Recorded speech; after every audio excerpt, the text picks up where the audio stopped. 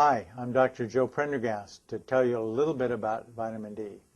Well, maybe to tell you a lot about vitamin D because I began my professional career very interested in vitamin D. I began this way back in Detroit at Henry Ford Hospital, and then when I came out here to the University of California, San Francisco in 1968, I continued work on that. When I walked down the research floor at UCSF, the first thing I was greeted with by one of the faculty was a question. The question is, what will vitamin D do positively for the kidney? And of course, I didn't know anything about that. And he said, well, what is vitamin D really? And I said, I know that. Vitamin D is really a hormone. It's not a vitamin at all. And its power comes from the fact that it is a hormone, not a vitamin. The definition of a hormone is it's a protein or something that goes in and does a lot of other things to other tissues all over the body. And this is what vitamin D does. But the research in this was slow. And my career often went into different areas where things were happening more. And I went into diabetes more, always with an onset of interest that would flare with any new piece of information about the vitamin D. So what I was able to do was to catch, at the late 90s, the first real news about vitamin D. We began by virtue of other things happening in bone disease, just like I was interested in before. But the whole thing was circulating around the fact that vitamin D was really good for bones, more than we ever knew, was going to replace all the other things for osteoporosis. That's my opinion. But it was something that seemed to be working very, very well and got away from a lot of the side effects that are stalking all of us today with products, various things people have taken for osteoporosis. So we're in a new situation, and we love this. So when I began to find out there was a lot of old history that was really good, I said, this has got to be something special. Oddly enough, the first thing I wanted to do was to find out why the Germans wanted to do this for bird flu. And what they did, starting in 1921, when they were doing things for people who had TB, was to find out the whole immune system would become measurably stronger by a factor of 3 to 5 times.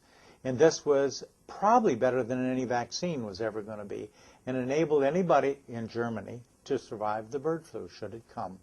Well, it hasn't come as of this particular writing, and this is a combination, though, of a variety of other things we put together, but we had probably the strongest thing in the world we could probably do to take any virus, any sort of even cold or flu, and make it better.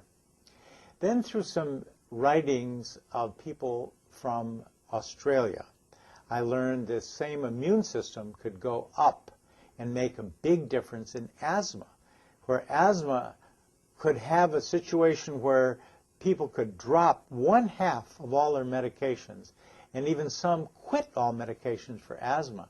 I thought, this is really something. I'm not used to this. This is more than I could ever think about.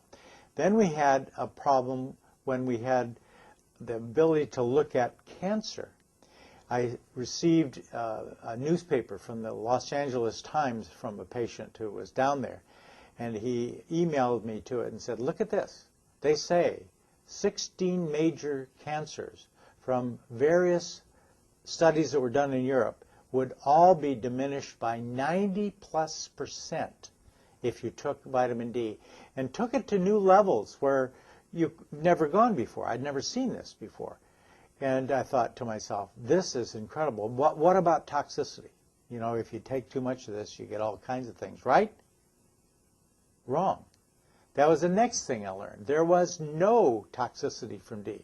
Everything that we thought was due to toxicity was a result of other things that had changed, like parathyroid hormone, like other absorptions of calcium that increase, and you were taking too much because that was what we were told to do before.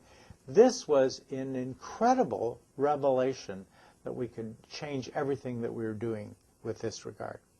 Then I began to say, well, okay, how does this work? How does this work for like breast cancer?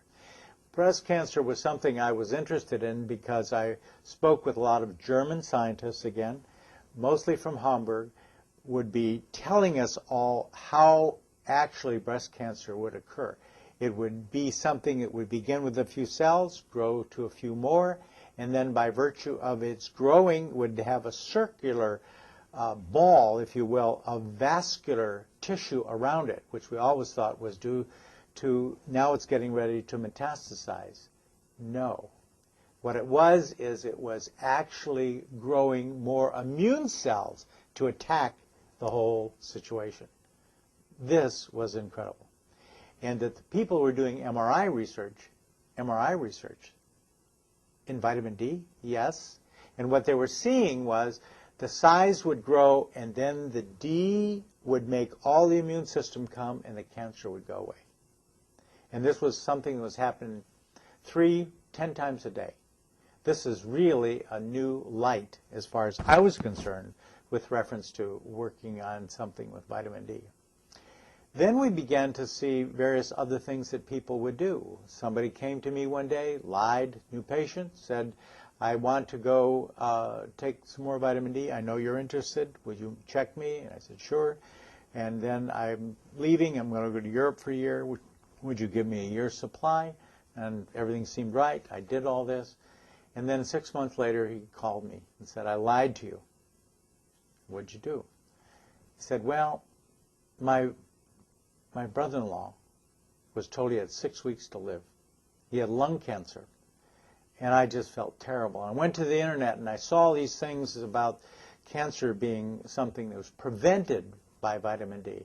And I thought, this is really fantastic. This is something that I really have to think about doing for my brother-in-law, but I didn't know how to get it. So I lied to you. So I said, where is your brother-in-law now? He said, he's in Acapulco. He's water skiing. I said, wow, that's a good story. But the story's really good because that was 3 years ago. And he called me before Christmas this year. And he said, I want to thank you again for your trust in me. And I want to apologize again for not taking your trust in its proper way. And I said, oh, that's all right, no big deal. But I want to know where your brother-in-law is now. He says, oh, he's down water skiing in Acapulco. He goes every year on the anniversary of his death.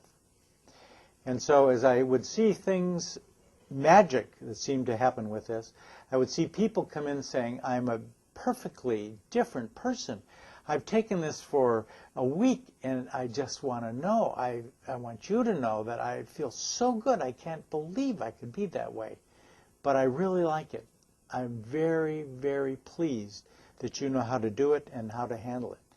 And I said to them then, as I would say to anybody now, vitamin D is a miracle drug. It already won the Nobel Prize long ago for other things. But it is a wonderful thing for you to acknowledge that it's helping you today, because your health is what's being pursued, and this is what's good for you. And as I always say, it's your time. Thank you very much.